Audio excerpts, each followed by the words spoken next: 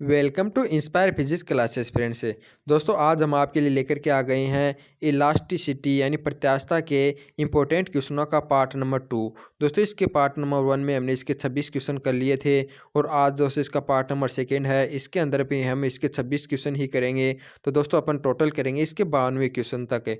तो दोस्तों 92 क्वेश्चन तक अपन करेंगे। तो यदि आपने इसका पहले वाला पार्ट नहीं देखा तो वो भी देख लें, क्योंकि शुरू वाले जो 26 क्वेश्चन है वो अपन पार्ट नंबर 1 में कर चुके हैं।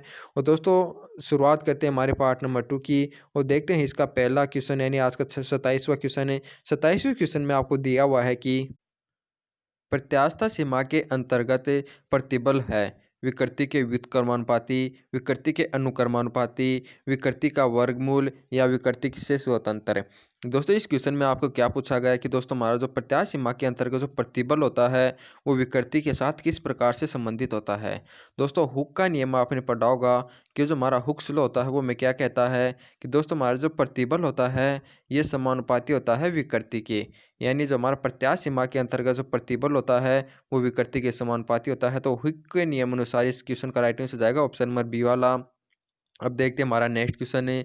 28वें क्वेश्चन में आपको क्या दिया हुआ है कि निम्नलिखित में से किसके कारण पदार्थ की प्रत्यास्थता प्रभावित होती है। दोस्तों आपको बताना है कि जो हमारा कोई भी पदार्थ है उसकी जो प्रत्यास्थता है उसको किस प्रकार से चेंज किया जा सकता है। पीट कर, ताप में परिवर्तित कर या पदार्थ में अशुद्धि मिलाकर या इन तीनों के द्वारा। दोस्तों इसका जो राइट आंसर जाएगा वो जाएगा ऑप्शन नंबर डी वाला। यानी याद रखना जो हमारा जो पदार्थ की प्रत्यास्थता है, यदि दोस्तों अपन हमारे धातु को यदि अपन पीटते हैं तो दोस्तों उसकी प्रत्यास्थता चेंज हो जाती है। यदि इसके टेम्परेचर में परिवर्तित करते हैं तो भी इसकी प्रत्यास्थता चेंज हो जाती है।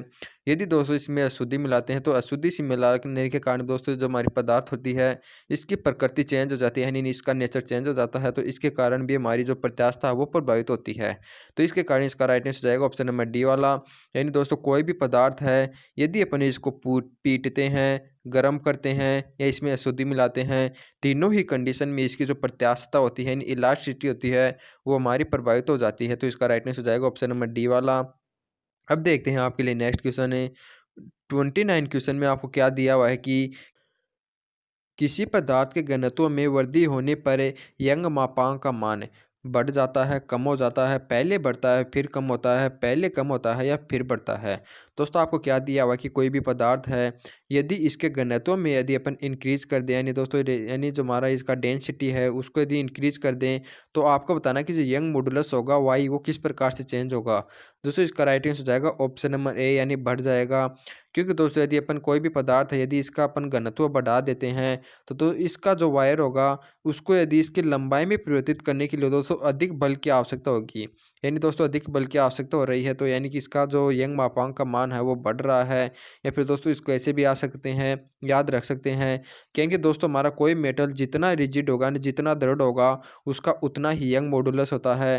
दोस्तों यदि इसका घनत्व बढ़ाएंगे तो यह हमारी एक दृढ़ यानी मेटल हो जाएगा, यानी इसकी दृढ़ता का मान बढ़ जाएगा। तो इसके कारण यानी यंग मॉडुलस का मान भी हमारा क्या हो रहा है, बढ़ रहा है। तो याद रखना यदि किसी पदार्थ के घनत्व में यदि वृद्धि होती है तो इसका जो यंग मापांक का मान होता है ये भी बढ़ जाएगा। तो इसका राइट आंसर हो जाएगा ऑप्शन नंबर ए। अब देखते हैं आपके लिए नेक्स्ट क्वेश्चन है। 30वें क्वेश्चन में आपको क्या दिया हुआ है कि निम्नलिखित में से कौन सी राशि का मात्रक बल प्रति क्षेत्रफल का मात्रक नहीं है। दोस्तों आपको 4 राशियां दी हुई हैं, प्रतिबल, विकृति, यंग प्रत्यास्थता गुणांक एवं दाब। इनमें से आपको बताना है कि ऐसी कौन सी राशि है जिसका मात्रक न्यूटन पर क्षेत्रफल यानी एरिया या अपन बोल सकते हैं न्यूटन पर मीटर स्क्वायर नहीं होता। दोस्तों इसका राइट आंसर हो जाएगा ऑप्शन नंबर बी वाला। यानी दोस्तों अपन जानते हैं जो विकृति होती है उसका फॉर्मूला डेल्टा एल अपॉन में एल होता है। या फिर इसका मात्रक अपन लगाएंगे तो दोस्तों ऊपर भी मीटर नीचे भी मीटर है। यानी दोस्तों हमारी जो विकृति होती है वो एक विमाहीन राशि होती है, यानी इसकी कोई भी मात्रक या विमान नहीं होती। तो इसका राइट आंसर हो जाएगा ऑप्शन नंबर बी वाला। बल्कि दोस्तों हमारा जो प्रतिबल होता है, यंग प्रत्यास्थता गुणांक एवं दाब, इन तीनों का दोस्तों जो फॉर्मूला होता है यानी दोस्तों इन दोनों का जो फॉर्मूला होता है वो एफ अपॉन में ए होता है। तो इसके कारण इसका जो मात्रक हो जाएगा वो न्यूटन पर मीटर स्क्वायर हो जाएगा और यंग प्रत्यास्थता गुणांक का मात्रक एवं विमा दोस्तों प्रतिबल के बराबर होता है। तो इस प्रकार से अपन कह सकते हैं कि जो तीनों राशियां हैं इन तीनों के जो मात्रक हैं वो बल प्रति क्षेत्रफल होता है, बल्कि विकृति का यह मात्रक नहीं होता। इसका राइट आंसर जाएगा ऑप्शन नंबर बी वाला। अब देखते हैं आपके लिए नेक्स्ट क्वेश्चन है। 31वें क्वेश्चन में आपको दिया हुआ है कि किसी गैस की प्रत्यास्थ सीमा होती है, सिर्फ परम शून्यता पर होती है, या गैस आदर्श गैस की होती है या नहीं होती। दोस्तों इस क्वेश्चन में आपको क्या पूछा गया कि दोस्तों हमारा जो गैस होती है उसकी दोस्तों आपको बतानी कि प्रत्यास्थ सीमा होती है या नहीं। तो दोस्तों होती है तो यानी कि कोई कंडीशन में होती है या नहीं। तो दोस्तों इसका राइट आंसर हो जाएगा ऑप्शन नंबर ए वाला, यानी होती है। दोस्तों याद रखना, हमारी गैस होती है उसकी भी प्रत्यास्थ सीमा होती है, क्योंकि दोस्तों हम जानते हैं गैस के अंदर भी हमारी एक आयतन विकृति पाई जाती है।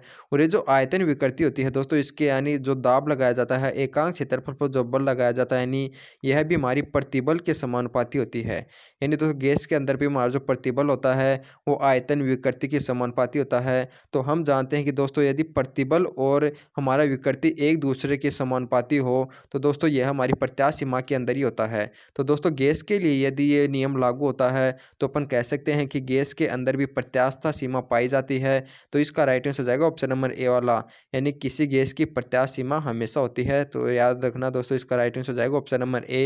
अब देखते हैं आपके लिए नेक्स्ट क्वेश्चन है।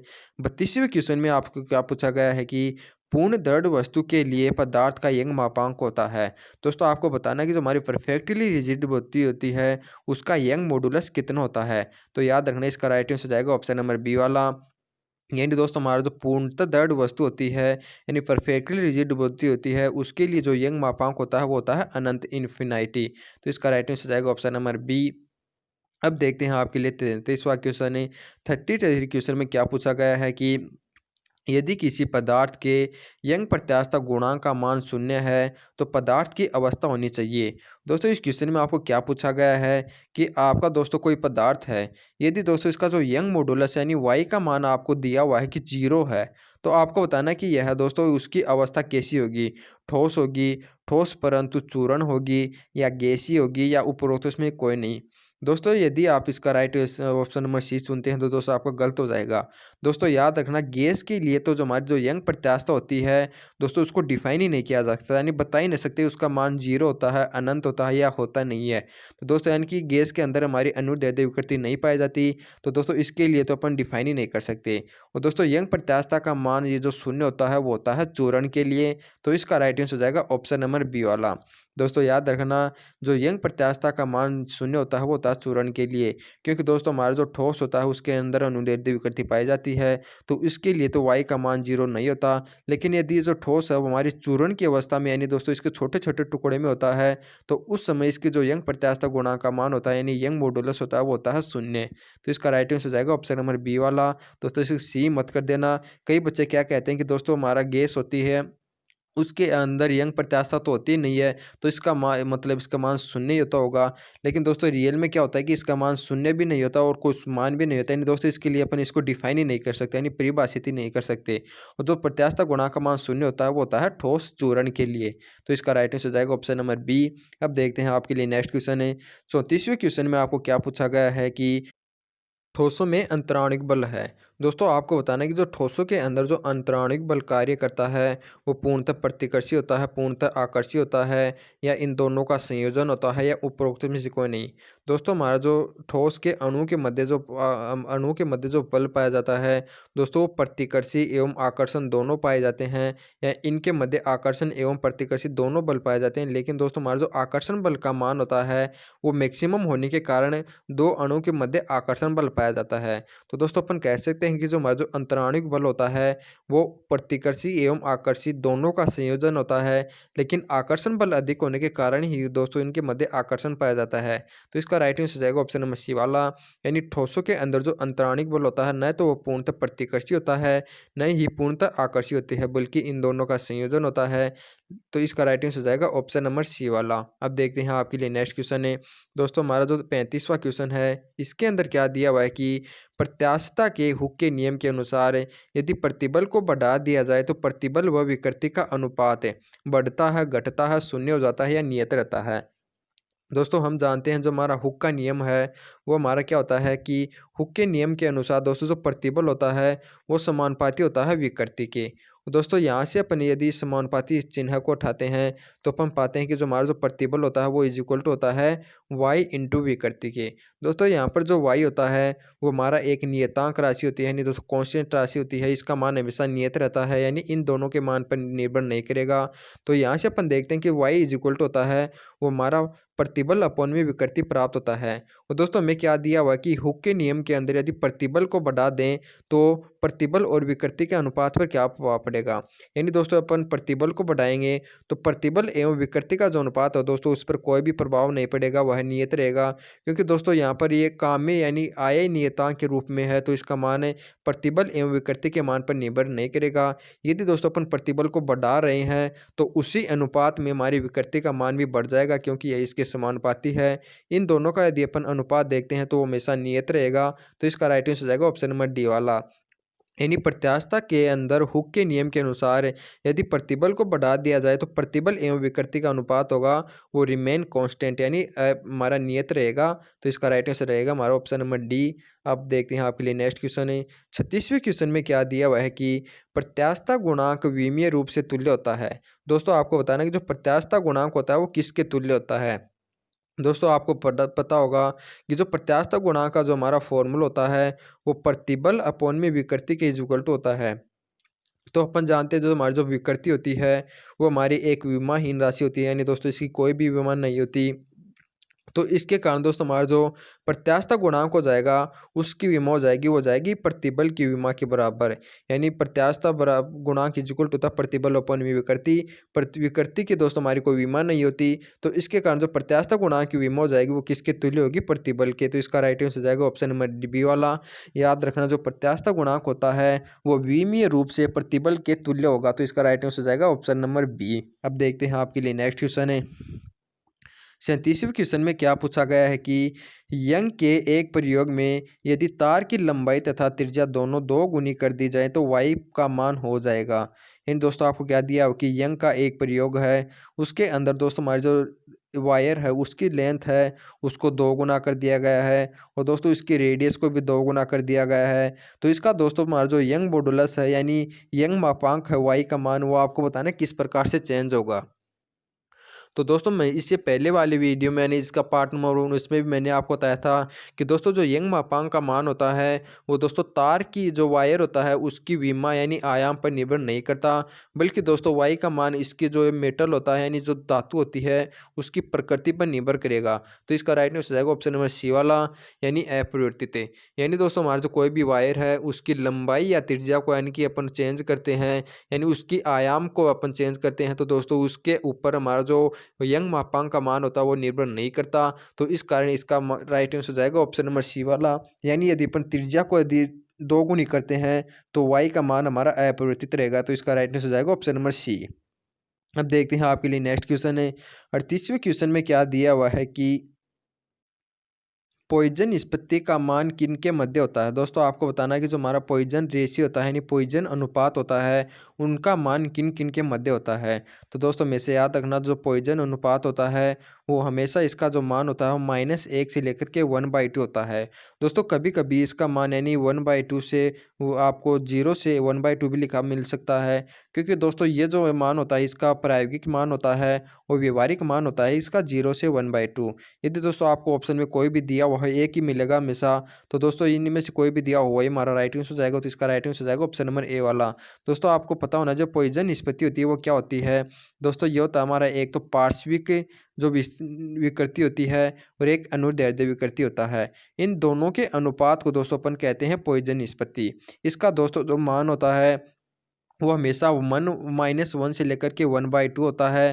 तो इसका राइट आंसर हो जाएगा ऑप्शन नंबर ए वाला। यानी पॉइजन निष्पत्ति का जो मध्य मान हो जाएगा किसके मध्य होगा, वो होगा -1 से लेकर के 1/2। अब देखते हैं आपके लिए नेक्स्ट क्वेश्चन है।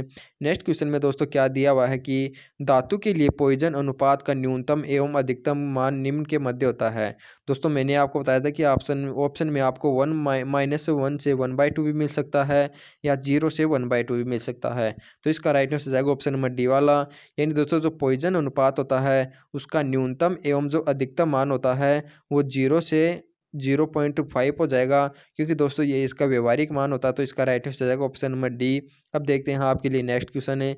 नेक्स्ट क्वेश्चन में क्या पूछा गया है कि पॉइजन अनुपात का मान नहीं हो सकता है। दोस्तों इस क्वेश्चन में आपको क्या बताना है कि आपको 4 मान दिए हुए हैं, तो आपको बताना है कि कौन सा मान हमारा पॉइजन रेशियो नहीं हो सकता। दोस्तों इसका राइट आंसर हो जाएगा ऑप्शन नंबर ए वाला, क्योंकि दोस्तों मैंने आपको बताया था कि पॉइजन अनुपात हमेशा -1 से 1/2 होता है, बल्कि जो 0.7 है दोस्तों हमारा 1/2 से बड़ा है, यानी कि इसके बाहर आ गया। तो इसके कारण इसका राइट आंसर हो जाएगा ऑप्शन नंबर ए वाला, यानी 0.7 कहीं भी हमारा पॉइजन अनुपात नहीं हो सकता है। तो इसका राइट आंसर हो जाएगा ऑप्शन नंबर ए। अब देखते हैं आपके लिए 41 क्वेश्चन है। इसमें क्या दिया हुआ है कि पॉइजन निष्पत्ति का संभव मान होगा। दोस्तों इसमें आपको क्या दिया हो कि 4 मान दिए हुए हैं। इसमें पूछा गया कि कौन सा पॉइजन अनुपात होगा हमारा।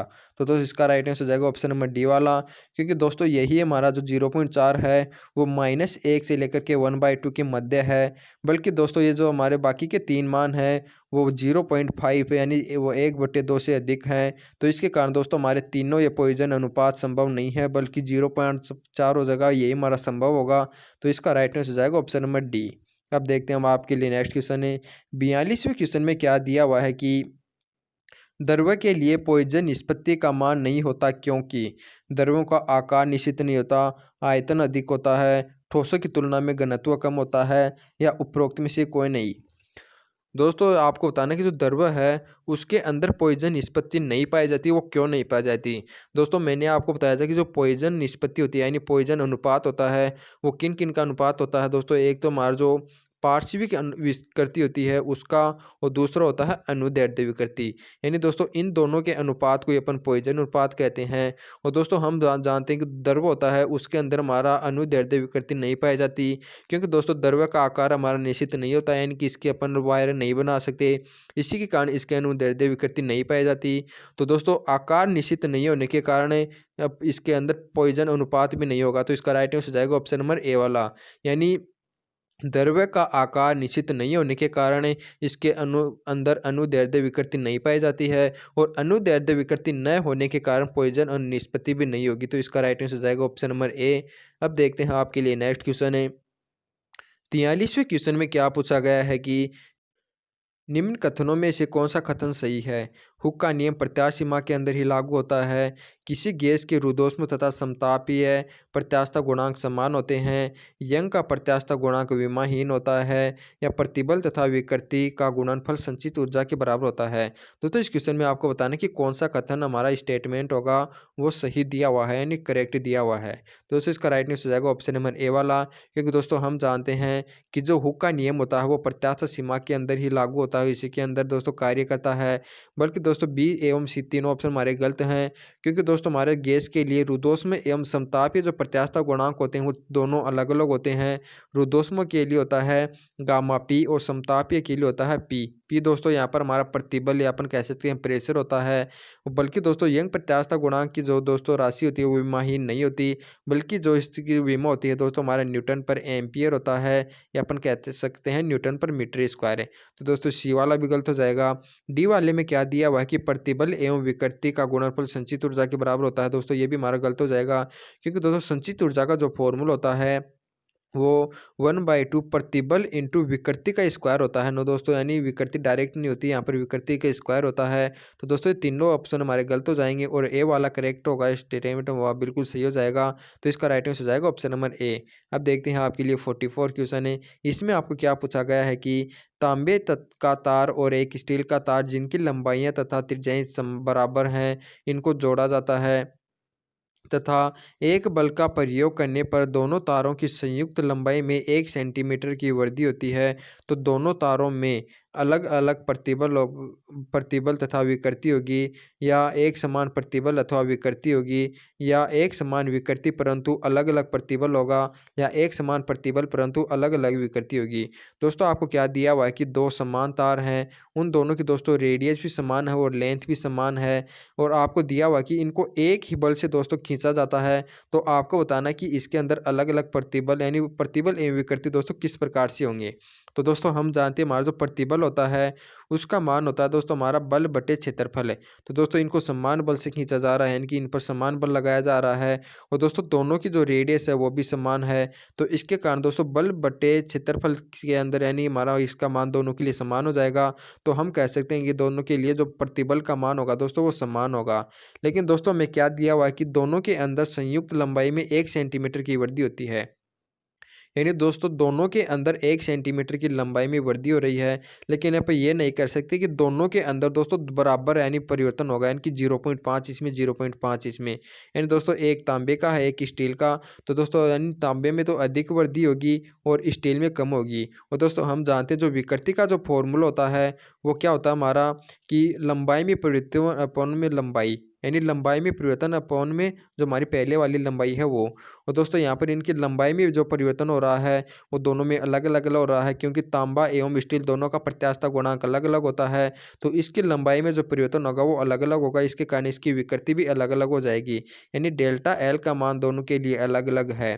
तो इस प्रकार से इसका जो राइट आंसर हो जाएगा दोस्तों वो क्या हो जाएगा ऑप्शन नंबर डी वाला, यानी समान प्रतिबल होगा परंतु अलग अलग विकृति होगी। यानी दोस्तों प्रतिबल तो हमारा बल एवं क्षेत्रफल यानी रेडियस पर डिपेंड करता है, जो दोनों के लिए समान है, यानी बल भी समान है और इनकी त्रिज्या भी समान दी हुई है। लेकिन दोस्तों हमारी जो विकृति होती है वो डेल्टा एल अपॉन एल होती है। दोस्तों ये इनकी जो लंबाई में परिवर्तन हो रहा है वो अपन नहीं कह सकते कि दोनों के लिए समान है, क्योंकि दोस्तों दोनों का यदि यंग प्रत्यास्थ गुणांक अलग अलग है तो लंबाई में परिवर्तन भी अलग अलग होगा, लेकिन हमें पहले की लंबाई बराबर दी हुई है। तो इसके कारण दोस्तों इनकी विकृति का मान अलग अलग हो जाएगा। तो इसका राइट हो जाएगा ऑप्शन नंबर सी डी वाला, यानी समान प्रतिबल परंतु अलग अलग विकृति। अब देखते हैं आपके लिए 45वां क्वेश्चन है। दोस्तों ये ऐसा क्वेश्चन हमने कल भी किया था, यानी निम्न में से किस स्थिति में तार की लंबाई में अधिकतम वृद्धि होगी। यानी दोस्तों आपको 4 तारों की लेंथ एवं डायमीटर दिया हुआ है, तो आपको बताना है कि दोस्तों यानी ऐसा कौन सा डायामीटर या लेंथ ली जाए जिसके अंदर लंबाई में अधिकतम वृद्धि हो। दोस्तों हमने बताया था कि कल की जो डेल्टा एल का जो फॉर्मूला होता है वो एफ एल अपॉन में वाई ए होता है। तो यहाँ से दोस्तों अपन इसको अपन एफ एल अपॉन में वाई पाई आर स्क्वायर भी लिख सकते हैं। दोस्तों यहाँ से अपन देखते हैं कि जो डेल्टा एल होता है वो एल अपॉन में आर स्क्वायर के समानुपाती होता है, या अपन इसको कह सकते हैं एल अपॉन में डी स्क्वायर है, यानी रेशियो में दोस्तों अपन आर को डी भी मान सकते हैं। तो दोस्तों हमारा जो जिसके लिए एल अपॉन में डी स्क्वायर का जो अनुपात होगा वो दोस्तों मैक्सिमम होगा, उसी की लंबाई में अधिकतम वृद्धि होगी। तो दोस्तों ये आप इसका अनुपात निकाल लेना, क्योंकि ऐसा क्वेश्चन हमने आपको कल भी करवा दिया है। तो इन तीनों में यदि दोस्तों एल अपॉन में डी स्क्वायर का अनुपात निकालेंगे वो चौथे तार के लिए मैक्सिमम प्राप्त होगा, तो अपन कह सकते हैं कि चौथे तार की लंबाई में अधिकतम वृद्धि होगी। तो इसका राइट आंसर हो जाएगा ऑप्शन नंबर डी। अब देखते हैं आपके लिए नेक्स्ट क्वेश्चन है 46 क्वेश्चन में आपको क्या दिया हुआ है कि एक प्रत्यास्थ पदार्थ के लिए वाई निटा तथा के बीच संबंध होता है। दोस्तों आपको बताना है कि जो हमारा एक पदार्थ है उसके लिए दोस्तों हमारा जो यंग मॉडुलस होता है, एक होता है हमारा ब्लक मॉडुलस और दोस्तों एक हो जाए निटा, इन तीनों के अंदर जो संबंध होता है वो आपको बताना है कितना होता है। तो दोस्तों इसका राइट आंसर हो जाएगा ऑप्शन नंबर डी वाला, यानी इसका दोस्तों सही संबंध होता है वही होता है 1 अपॉन में जो गामा होता है वो 1 अपॉन में 3 नीटा अपॉन में 1 अपॉन में 9 के होता है। दोस्तों यदि आपको ये नहीं पता होगा दोस्तों ये संबंध तो आपको पता ही होगा कि जो y इज इक्वल टू होता है दोस्तों हमारा 3n के अपॉन में दोस्तों हमारा क्या होता है नीटा प्लस के 9 के। यदि दोस्तों को अपन इसको y को व्युत्क्रम करके फिर इसको आगे सोल्व करेंगे तो हमें यही संबंध प्राप्त होगा।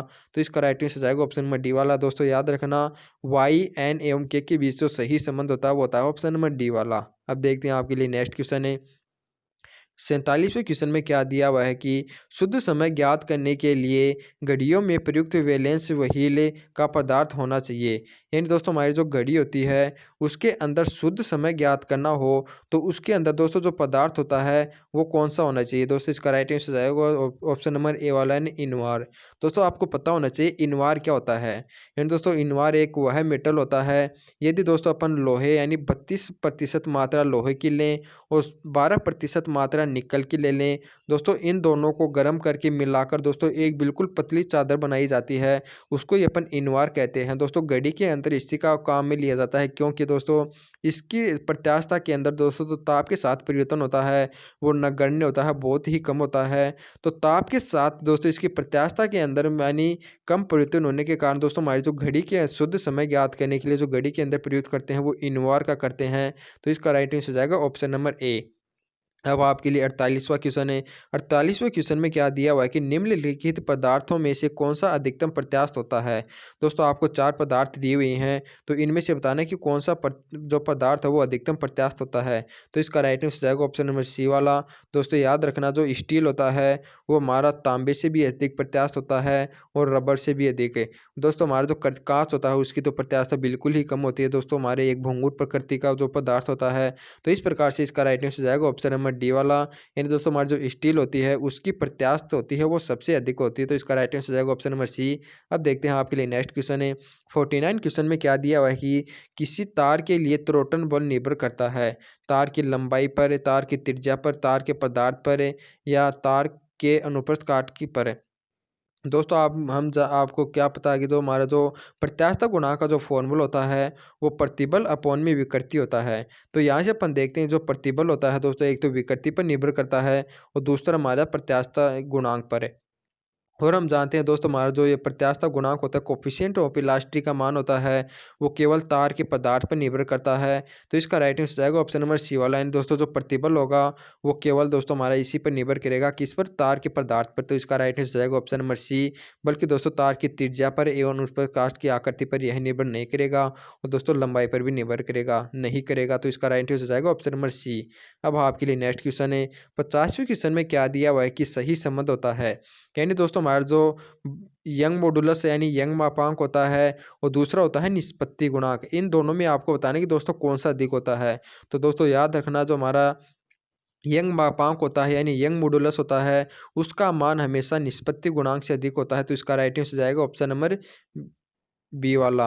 यानी दोस्तों अपन जानते हैं यंग मॉडुलस का मान हमेशा 1 से लेकर के दोस्तों अनंत के मध्य होता है। यानी धातुओं के लिए दोस्तों हमारी जो पूर्णतः रिजिड बॉडी होती है उसके लिए वाई का मान यंग मॉडुलस के लिए अनंत होता है। और दोस्तों मैंने आपको बताया कि जो निष्पत्ति का मान होता है वो -1 से लेकर के 0.5 होता है। तो यहाँ से अपन कह सकते हैं कि दोस्तों सिग्मा का मान होता है वो वाई से कम होता है। तो इसका राइट आंसर हो जाएगा ऑप्शन नंबर बी। यानी यंग मॉडुलस हमेशा निष्पत्ति जो रेशियो होता है उससे अधिक होता है। तो इसका इसका राइट आंसर हो जाएगा ऑप्शन नंबर बी। यानी निष्पत्ति नहीं, सॉरी दोस्तों, ये हमारा जो पॉइजन अनुपात है वो है। यानी पॉइजन अनुपात का जो मान होता है वो हमेशा यंग मॉडुलस से कम होता है। अब देखते हैं आपके लिए नेक्स्ट क्वेश्चन है। इसमें क्या दिया हुआ है कि यंग प्रत्यास्थता गुणांक का मात्रक होता है।